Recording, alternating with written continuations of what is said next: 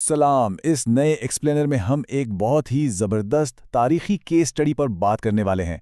हम देखेंगे पैगंबर इस्लाम सल्लल्लाहु अलैहि वसल्लम के इब्तदाई मक्की दौर को, लेकिन सिर्फ हिस्ट्री के तौर पर नहीं, बल्कि एक मास्टर क्लास के तौर पर।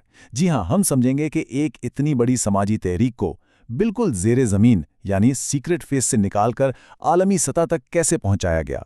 इसमें ऑर्गेनाइजेशनल ग्रोथ, इखलाकियात और कम्युनिकेशन के वाकई कमाल के लेसन्स हैं। तो हमारे इस सफ़र का खाका कुछ यूं होगा। हम इब्तदा करेंगे इंक्यूबेशन स्ट्रेटजी से, फिर देखेंगे कि कोर टीम कैसे बनी, रेडिकल इंक्लूसिविटी यानी सबको साथ लेकर चलने का तस्वर क्या था, फिर वो कैलकुलेटेड पब्लिक लॉन्च, और आखिर में आज के मॉडर्न दौर में हम इन सब चीज़ों को कैसे अप्लाई कर सकते हैं। अच्छा, आगे बढ़ने से पहले सोर्स मटेरियल का एक बहुत ही बुनियादी और कमाल का तस्वर समझ लेते हैं, और वो है तदरीज। तदरीज का सीधा सा मतलब है कदम ब कदम चलना। ये उसूल हमें बताता है कि लीडर्स को क्यों सब्र से काम लेना चाहिए। मतलब पहले ही दिन आखिरी टारगेट को हिट करने की जल्दबाजी के बजाय हिकमत अमली के साथ एक एक कदम आगे बढ़ाना कितना जरूरी है। अब जरा इस टाइमलाइन पर नज़र डालते हैं ताकि हमारे जहन में एक नक्शा बन जाए। मक्का का जो 13 साला दौर है ना, वो बड़े वाज़े तरीके से 3 स्ट्रेटेजिक फेजेस में बटा हुआ है। पहले 3 साल मुकम्मल तौर पर खुफिया दावत, फिर आते हैं अगले 7 साल जिसमें मक्का के अंदर एलानिया यानी पब्लिक आउटरीच हुई, और फिर तीसरा मरहला जहां ये दावत मक्का से बाहर ताइफ और बाकी इलाकों तक फैलती चली गई। तो चलें सबसे पहले इस इंक्यूबेशन फेज यानी इब्तदाई तैयारी के दौर पर फोकस करते हैं। ये वो दौर था जहां हर कदम पर इंतहाई एहतियात बढ़ती गई और सारा जोर वन ऑन वन कनेक्शंस पर था। जरा तसव्वुर करें, पूरे 3 साल तक ये तहरीक मुकम्मल तौर पर खुफिया रही। ना तो किसी बाजार में कोई पब्लिक ऐलान हुआ और ना ही सफ़ा जैसी मशहूर पहाड़ी पर जाकर कोई नारा लगा। इसकी वजह क्या थी? वजह बहुत सादा सी थी। इस नाजुक और इब्तदाई फेज में इस मिशन को हर तरह के खतरात से बचाना था। और सच पूछें तो ये चीज़ हमें एक ज़बरदस्त सबक देती है कि जोश से ज़्यादा होश और हिकमत क्यों ज़रूरी है। हमारे सोर्स में इसका बड़ा शानदार मवाज़ाना किया गया है। एक तरफ पैगंबर इस्लाम का ये सब्र है और दूसरी तरफ दौरे हाजिर की कुछ मिसालें, जैसे 1980 की दहाई का मीनाक्षीपुरम का वाक़या। वहाँ एक पूरे गांव के तब्दील होने की इतनी क़ब्ल अज़ वक्त तशहीर कर दी गई कि भाई आलमी मीडिया में हंगामा खड़ा हो गया, और नतीजा क्या निकला? एक ज़बरदस्त बैकलैश और सख्त कानून फाजी की रुकावटें।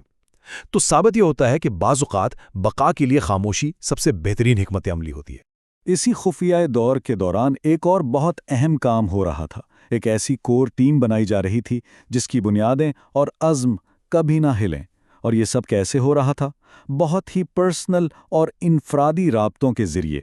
इस स्लाइड में जो डाटा है ना, वो वाकई कमाल का है। सबसे पहले ईमान लाने वालों की डेमोग्राफिक्स देखें। मर्दों में हज़रत अबू बकर, ख़वातीन में हज़रत खतीजा, नौजवानों में हज़रत अली और ग़ुलामों में हज़रत ज़ैद बिन हारिसा।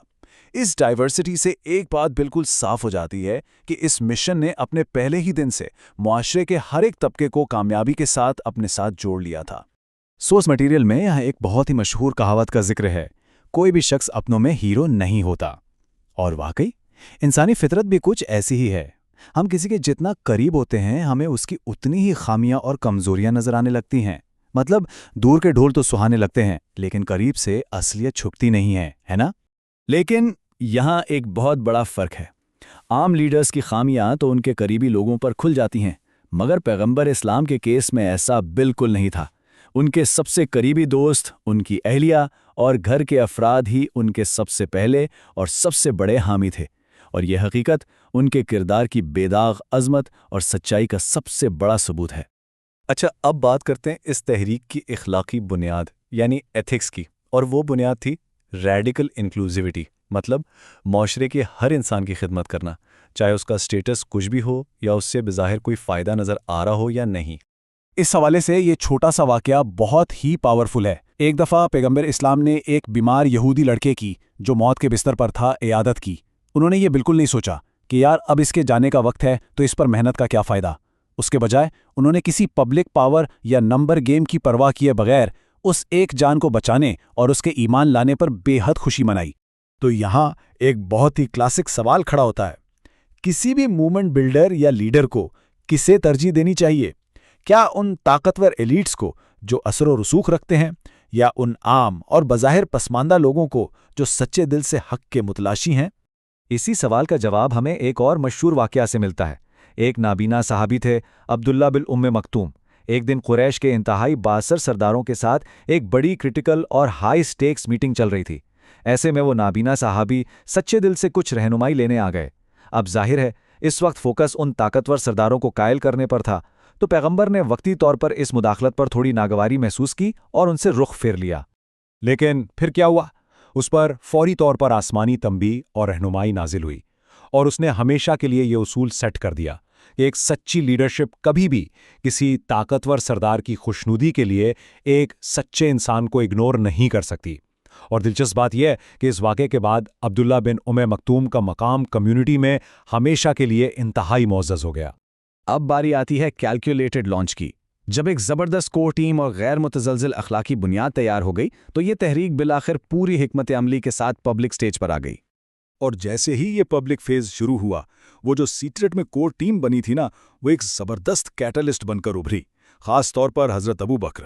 انہوں نے اپنے اثر و رسوخ کو استعمال کرتے ہوئے حضرت عثمان اور حضرت عبد الرحمن بن عوف جیسی بڑی شخصیات کو تحریک کا حصہ بنایا۔ خدائی حکم کے تحت سب سے پہلے قریبی رشتہ داروں کو اعلانیہ دعوت دی گئی۔ اور وہ صفا کی پہاڑی والا واقعہ تو یاد ہی ہوگا۔ وہاں کھڑے ہو کر پیغمبر نے کمال کی مثال دی۔ انہوں نے پوچھا کہ اگر میں کہوں کہ اس پہاڑ کے پیچھے ایک فوج کھڑی ہے جو حملہ کرنے والی ہے تو کیا تم مانو گے؟ سب نے کہا بالکل مانیں گے۔ اس سے انہوں نے یہ واضح کیا کہ عام لوگوں کی نظریں تو صرف ظاہری اور دنیاوی خطرات پر ہوتی ہیں، لیکن ایک نبی کی نظر اس کائنات کی حتمی حقیقتوں اور آخرت پر ہوتی ہے۔ اب ہم ایک بڑا جمپ لیتے ہیں اور سیدھا دور حاضر میں آتے ہیں۔ ہم دیکھیں گے کہ یہ ساری ہسٹری آج کل کی سوشل موومنٹس اور کمیونیکیشن سٹریٹجیز سے کیسے براہ راست جڑتی ہے۔ ذرا موازنہ کریں، 7ویں صدی کے عرب میں اگر کوئی ہنگامی اعلان کرنا ہوتا تھا تو اس کا ایک ہی مانا ہوا پلیٹ فارم یا سٹیج تھا، اور وہ تھی صفا کی پہاڑی۔ بالکل اسی طرح جیسے آج 21ویں صدی میں انٹرنیٹ، ڈیجیٹل میڈیا اور ویڈیو براڈ کاسٹنگ دنیا کے سب سے بڑے اور مؤثر سٹیج کا کردار ادا کر رہے ہیں۔ اس لیے سورس ہمیں یہ بات بہت زور دے کر سمجھاتا ہے کہ آج کے دور میں پیغام پھیلانے والوں کو ان جدید سٹیجز کا بھرپور استعمال کرنا چاہیے۔ ہم ان پاورفل ٹولز کو صرف ان لوگوں کے لیے خالی نہیں چھوڑ سکتے جو جھوٹ اور غلط معلومات پھیلا رہے ہیں، ہمیں بھی اپنے دور کے ان سٹیجز کو اپنانا ہوگا۔